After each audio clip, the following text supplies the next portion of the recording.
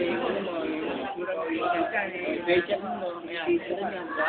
Kasi sa kanya, dapat, kung may mga pakinan na lang po, hindi mo siya ma-espresso, pero dapat i-espresso po siya, di ba? May mga, kaya kasi mag-espresso siya, dahil, kare-espresso siya, mag-espresso siya, dahil, hindi ito siya. Sabi nga po, yung respeto mo nabalik natin, pero hindi sa respeto mo pa rin siya. Ano pa po na yero? Magamang natin niya. Kapag may respeto, ay down at down siya, parang Nalilit ako ba? Hindi ko lang respeto, pero dapat respeto mo pa rin siya. Bilang tao, bilang siya mo. Kahit nakagawa sin masama ako mali. Respeto mo pa rin. makakabalik agad.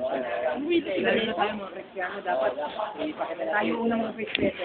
Tayo unang respeto sa mga kapitbahay natin. Amen. Yung hay, parang yung number 5 last. Okay, Number 4 pa lang. Vision of special future. The word vision that communicates potential. The word vision.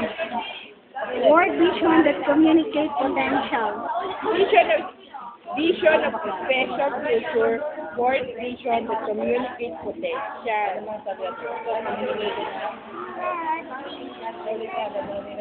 Vision that communicates potential. Parang ito yung bagay, vision eh, diba? Hindi pa nangyayari, nakita ko na siya. Tapos,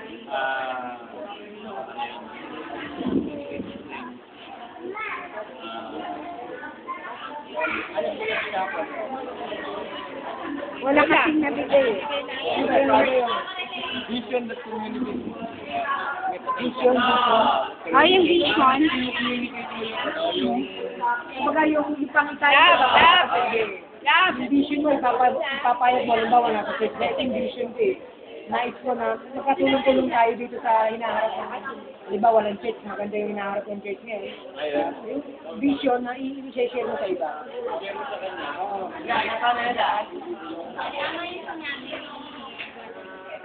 Ano yung vision natin? Kasi may mga tao na may mga vision natin. So, we need to share. Yung kailangan natin i-share. Pakikipag-communicate to others, sabi nga doon, diba? Para hindi lang siya, sinasarili niya yung vision na yun, kundi lahat. Na ngayon, magkakaroon ng isang magandang, yun nga, magiging, yung potential sinasabi doon eh, yung Kakayahan ni Kaysa. maiyaan yung ang vision, vision sinasabi mo sa kanila kung saan kayo pupunta, kung saan kayo pupunta. May goal. Nakikita mo na yung pupuntahan yun, doon tayo pupunta. Kahit tayo yung wife, yung mga tinatakbo ng wife. Alam ka na, so, yung communication through the kakayahan natin, share natin through communication na, kaya alam mo sa kanya ba kung ano dapat masusunod na kapag-punta. Katulad na, kung wife, alam na, through announcement, sabi natin, yung gagawin natin yan, nalalaman natin. Saka yung kakayahan ng bawat isa. Kaya nalalaman natin. Yung mga potential. Kanya-kanyang bahagi ang katawan, yung isang sample. Yung isang tama. Yung isa. Yun yung binibilang. So yung yung ano yung isang katawan, pero yung tayo lahat, kanya-kanya tayo. Mata, may ilaw, may tenga, may kanya-kanya kakayahan. Pero may kakailaman siya, may kanya-kanya. Hindi tayo pakakalainay. Ito pa rin ngayon, kapag nila natin kakayahan, at pinakita nila, kung ito yung mahina, narinig natin na palakasin. Kung malakas na, malakas na siya, diba? Kung mahina palakasin natin. Yung hina na, nagano ka, palakasin natin yung kaya nga nasa stage tayo, lahat tayo may hina eh. We are one body. Hindi may hina. One body. Love you. Last one. Application of genuine commitment. Okay, number 7 tayo. Application. Genuine of commitment. Ngayon, yun eh. Yung potential mo.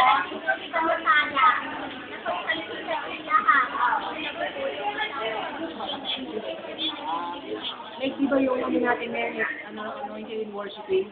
Paano tayo hindi anointed? Kung mismo sa praise and worship, walang commitment. Diba? Kaya kailangan commitment. Para sinamay pa. Hindi pa nangyayari. Yung subject, ito na yung tingin parang May gawa.